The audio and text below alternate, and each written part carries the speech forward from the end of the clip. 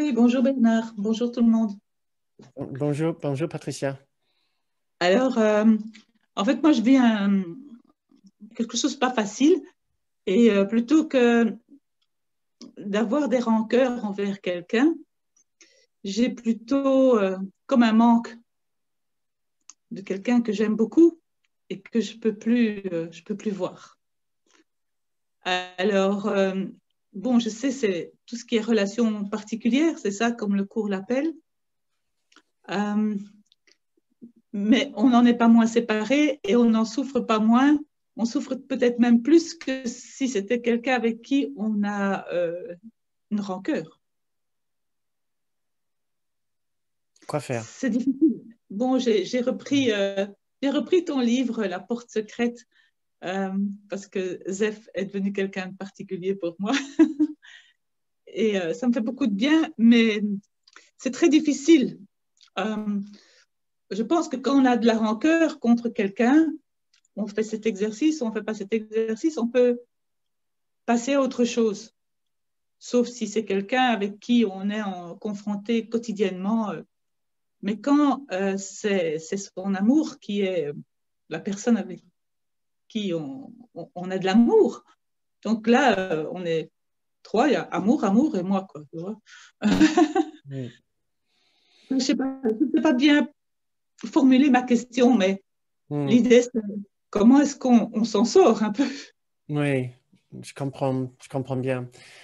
Effectivement, le travail qu'on a fait ce soir n'était pas vraiment destiné à premier lieu à vraiment aider avec ce genre de situation, une situation dans laquelle on peut se trouver, par exemple, séparé ou distant de quelqu'un qu'on aime profondément et quelqu'un qui nous manque.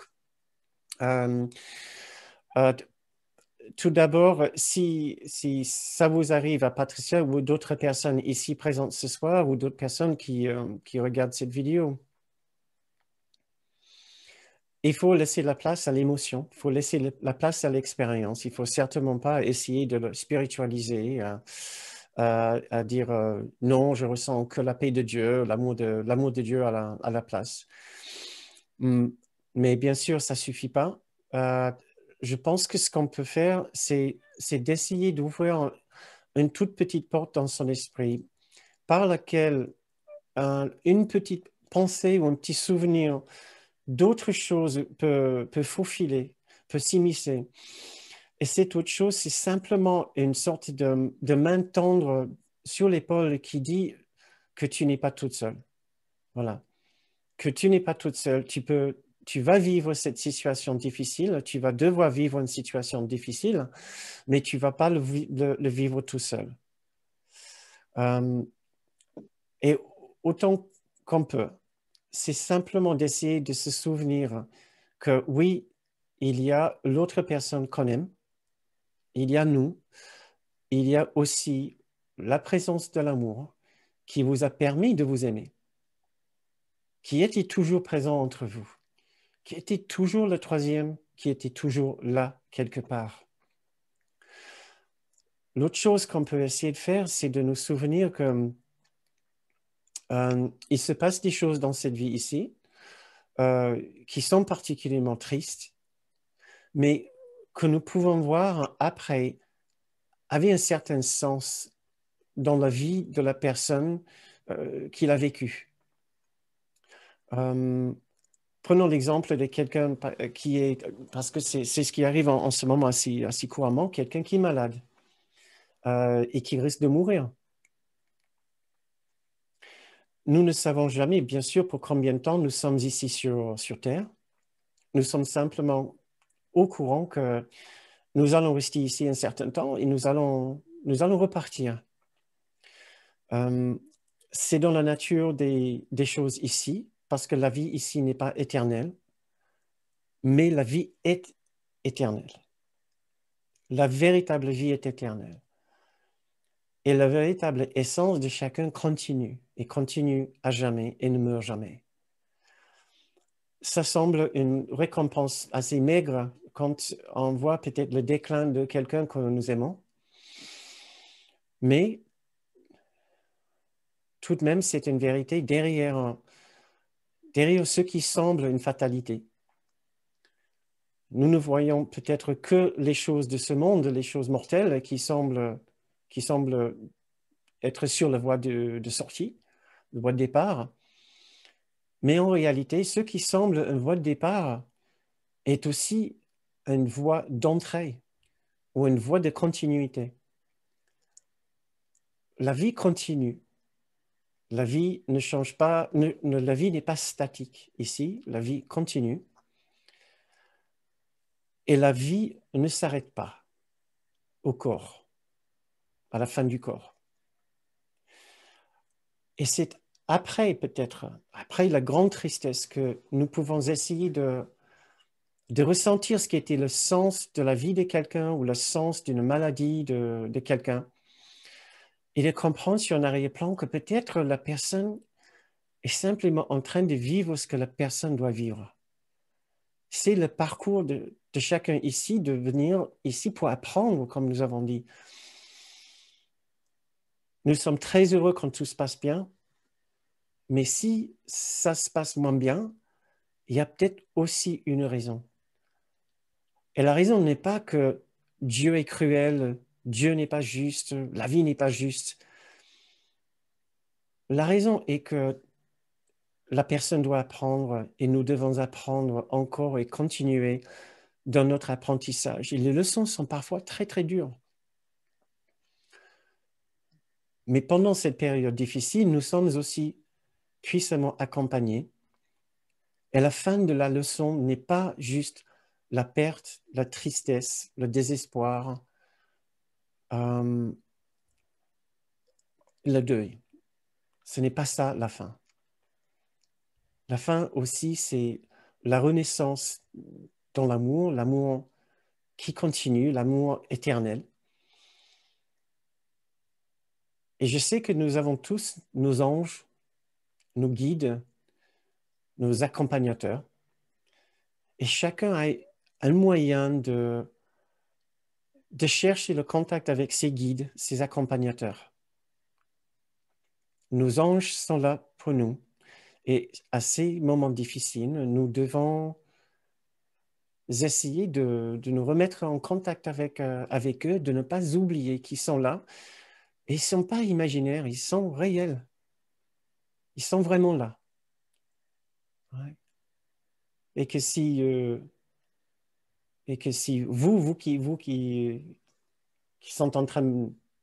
êtes en train de m'écouter maintenant, que vous soyez ici présent ce soir ou vous regardez cette vidéo plus tard, vous vous trouvez dans une situation de tristesse et même de deuil, je voudrais vous rassurer que vraiment vous n'êtes pas seul. Vous n'êtes pas seul. Il y a des personnes comme, déjà ici sur Terre, des personnes comme moi et plein d'autres qui aimeraient bien vous aider. Mais plus encore que notre présence, vous êtes accompagné, vous avez des présences à l'intérieur de votre propre esprit qui peuvent vous aider à traverser cette difficulté et bien d'autres encore. Vous n'êtes pas seul. Voilà. Patricia, est-ce que ça te suffit là pour ce soir? Oui, oui, oui. Je passe par plusieurs étapes aussi. En fait, c'est le manque. Et j'avais lu dans ton livre La porte secrète, j'avais souligné, mais je ne sais pas si je retrouve maintenant, qu'en fait, ce sont ces relations particulières sont là pour combler un manque qu'on a et qu'on peut trouver justement dans notre grand frère, dans l'amour universel, et qu'on s'attache à ces relations particulières parce qu'elles comblent tout ce qu'on ne va pas chercher en nous. Mm.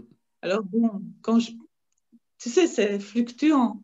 Hein, il y a une sorte de sevrage. En serant quasiment dépendant de notre personne, il y a quelque chose chez l'autre et je vais aussi inclure ce que même dans mon... Je connais même les gens qui ont vécu le même genre de difficultés, même avec des animaux de compagnie. On s'attache à un autre être et à sa particularité avec tout ce qu'on adore chez l'autre. Et quand on n'a plus accès à cela, quand on ne peut plus avoir la personne ou cette forme particulière à côté de nous, c'est une rupture d'une douleur indescriptible. Et voilà, c'est un apprentissage très, très, très, très dur. Mais nous sommes plus forts que cette douleur ici aussi. Il y a moyen de comprendre que cette douleur-là, la douleur du manque, est en train de recouvrir une autre douleur, la douleur de la séparation d'avec l'amour. Et il y a un sentiment derrière d'amertume et même de colère que quelqu'un est en train de nous enlever quelque chose.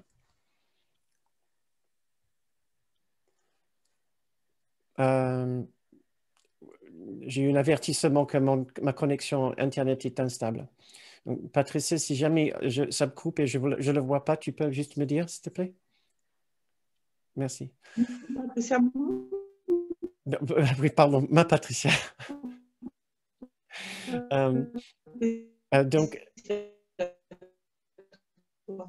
j'entends, je ne sais pas si Patricia Bruxelles, tu es en train de me parler, ou nous parler, mais on ne t'entend pas. Non, je dis rien, je dis rien. Pardon, non, j'ai entendu quelque chose.